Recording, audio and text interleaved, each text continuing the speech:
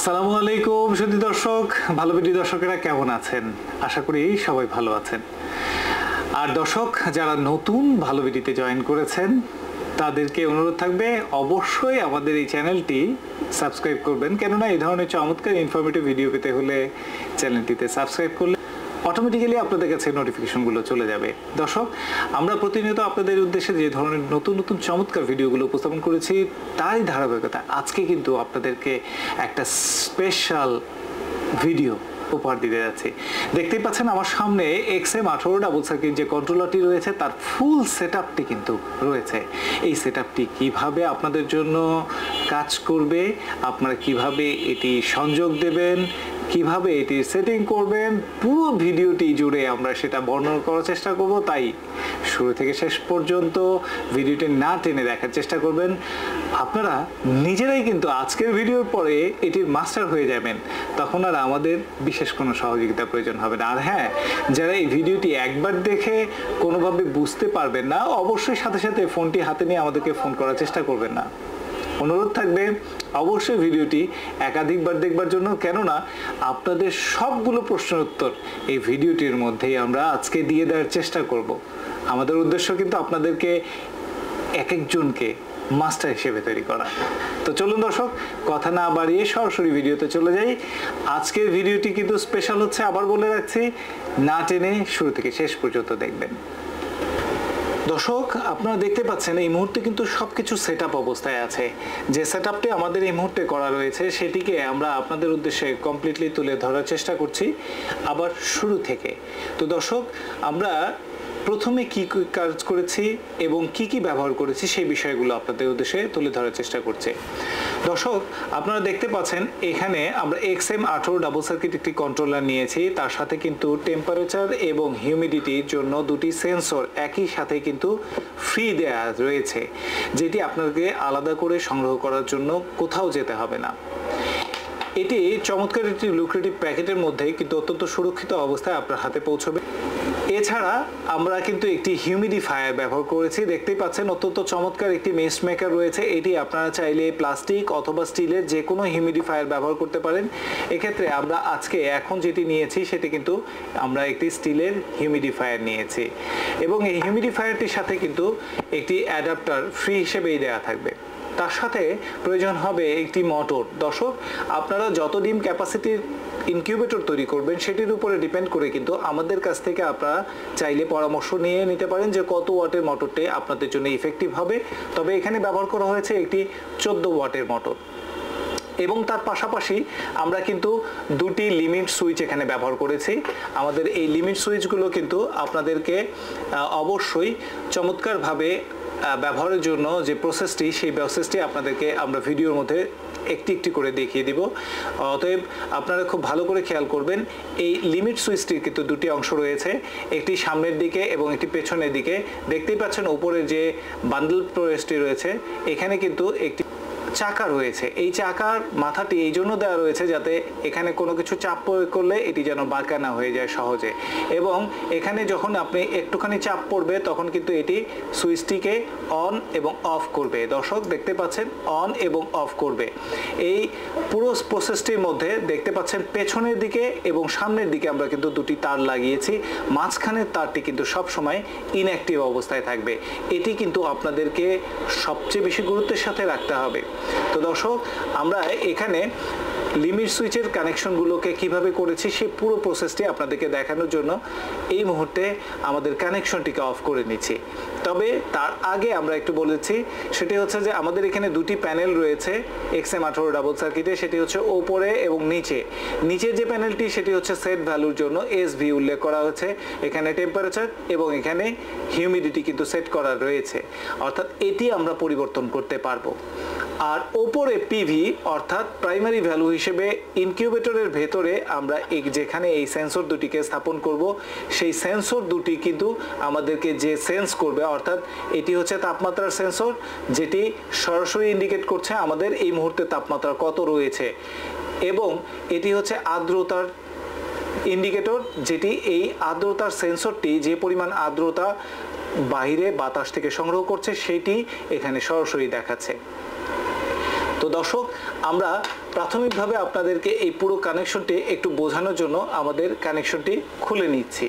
দর্শক, আমরা এখানে আমাদের মূল কানেকশনটি থেকে কানেকশনটি যখনই খুলে নেব তখন কিন্তু আপনারা এখান থেকে সম্পূর্ণরূপে নিরাপদ অবস্থায় পুরো মেশিনটির কানেকশন বুঝে নিতে পারবেন। তো দর্শক, আমরা এখানে যে কানেকশনগুলো তারগুলো নিয়েছি এখানে কিন্তু হজবরল হয়ে আছে অনেকগুলো তার। সেক্ষেত্রে আমরা প্রথম যে বিষয়টিকে আপনাদের উদ্দেশ্য তুলে ধরবো সেটি হচ্ছে আমরা এখানে একটি হোল্ডার ব্যবহার করেছি, যে হোল্ডারটি মূলত আমরা এই ধরনের ক্লিয়ার বাল্বের সাহায্যে কিন্তু পুরো সিস্টেমটিকে হিটিংয়ের জন্য কিন্তু আমরা ব্যবহার করি। আপনি চাইলে কিন্তু সরাসরি একটি হিটার এখানে ব্যবহার করতে পারবেন।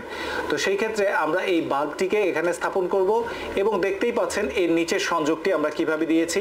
এই সংযোগটি আমরা সরাসরি এভাবে কানেকশনটি দেব এবং এটির যে দুটি তার রয়েছে সেই দুটি তার কিন্তু আমরা 24 এবং 23-এ স্থাপন করব।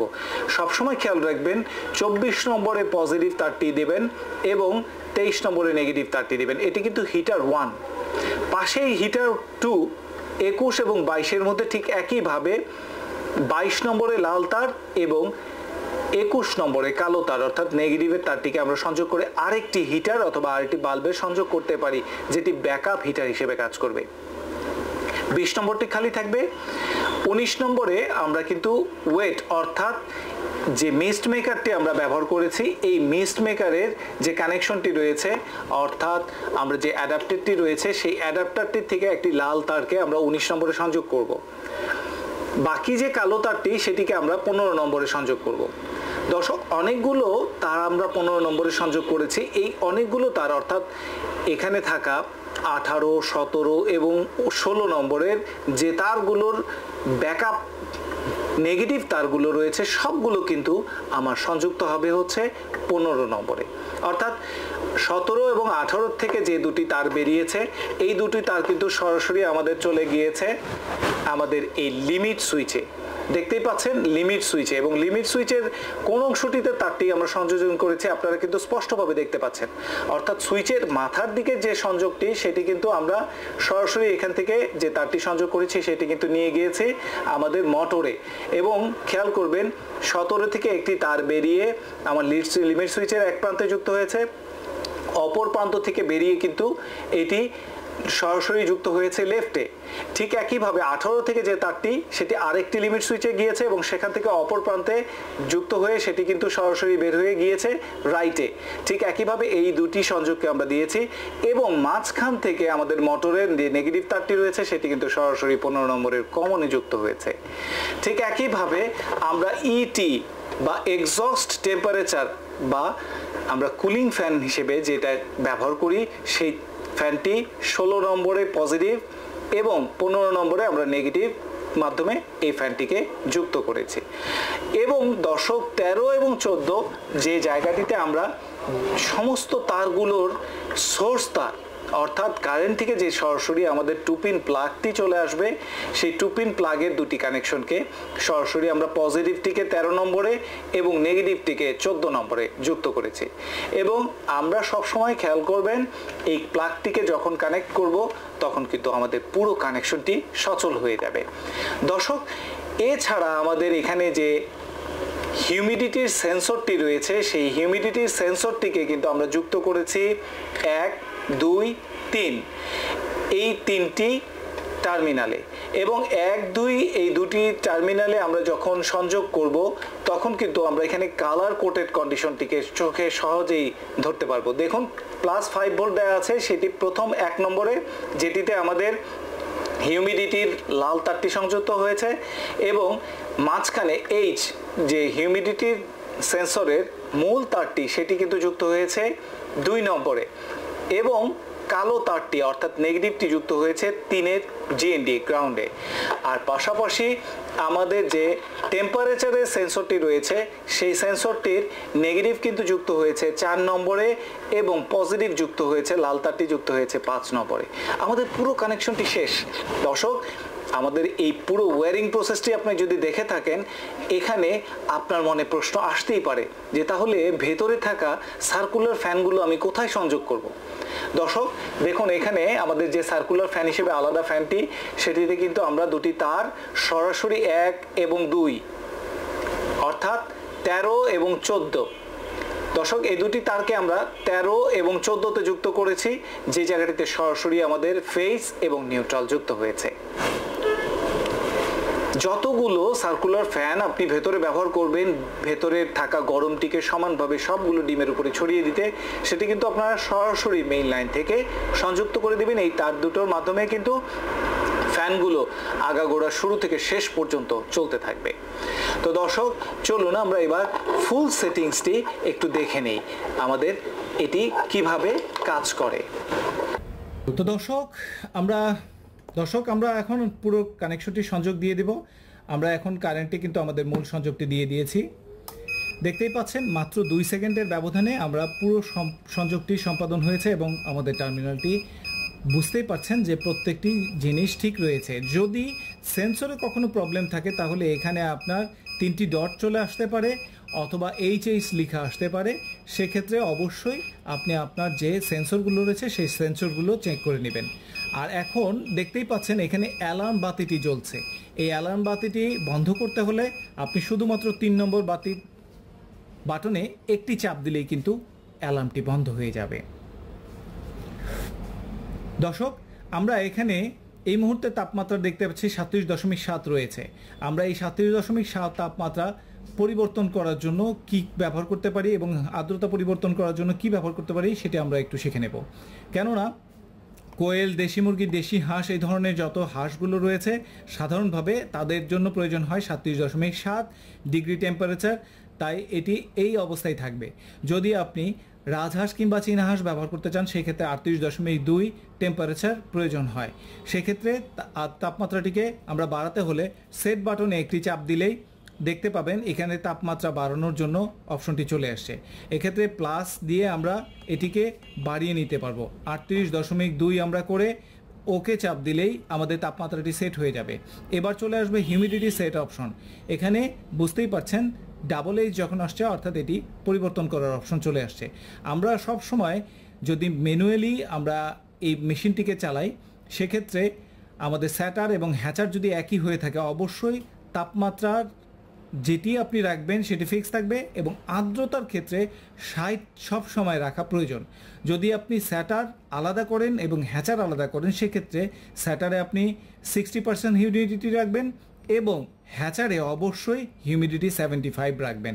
তো সেই ক্ষেত্রে বাড়ানো বা কমানোর প্রয়োজনে আমরা এই দুটি বাটনকে ব্যবহার করে পরিবর্তন করব এবং ওকে বাটন প্রেস করলেই আমাদের পুরো সেটিংটি কমপ্লিট হয়ে গেল।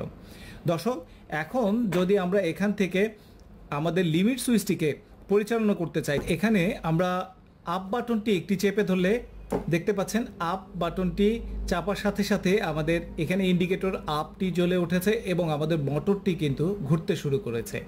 এটি ঘড়ির কাঁটার বিপরীত দিকে ঘুরতে শুরু করেছে। এখন আমরা যদি এটিকে আবার রিলিজ করে দেই, অর্থাৎ যখনই লিমিট সুইচে গিয়ে আমাদের টার্নিং ফ্রেমটি গিয়ে চাপ দেবে তখন অটোমেটিক্যালি আমাদের মোটরটি বন্ধ হয়ে যাবে। এবং আবার যদি আমরা সেট বাটনের ঠিক নিচের বাটনে আপ বাটনে আবার চাপ দিয়ে ধরি সাথে সাথে কিন্তু ডাউন বাটনটি অর্থাৎ ডাউন অপশনটি কিন্তু চালু হয়ে যাবে এবং আমাদের মোটরটি কিন্তু উল্টো দিকে ঘুরতে শুরু করবে এবং লিমিট সুইচে আবার যখন এসে এটি চাপ দিবে তখন কিন্তু মোটরটি ঘোরা বন্ধ করে দিবে। তো দর্শক, এখানে কিন্তু আমরা এই মোটর ফাংশনটিকে পুরোপুরি আপনাদেরকে কিভাবে সফটওয়্যারের সাহায্যে কন্ট্রোল করবেন সেই বিষয়টি আপনাদের উদ্দেশ্যে তুলে ধরার চেষ্টা করছি।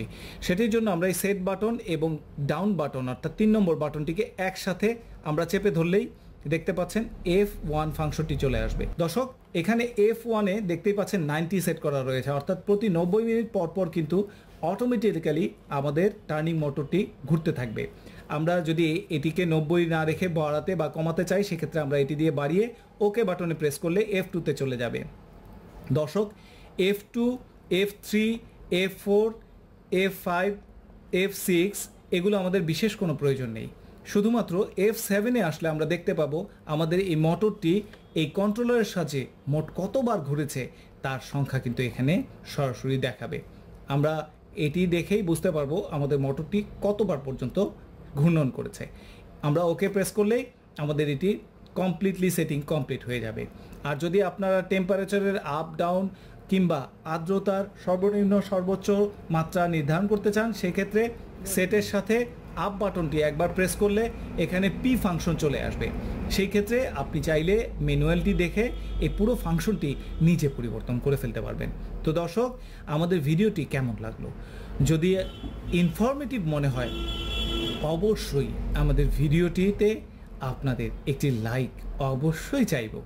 তো দর্শক, এই ধরনের চমৎকার ভিডিওগুলো নিয়মিত দেখতে অবশ্যই আমাদের চ্যানেলটি সাবস্ক্রাইব করবেন, ভালো লাগলে লাইক এবং শেয়ার করবেন, এবং পরবর্তী ভিডিওর জন্য অবশ্যই অধীর আগ্রহে অপেক্ষা করবেন। পরবর্তী ভিডিওতে আবার দেখা হচ্ছে, সে পর্যন্ত বিদায়। আসসালামু আলাইকুম।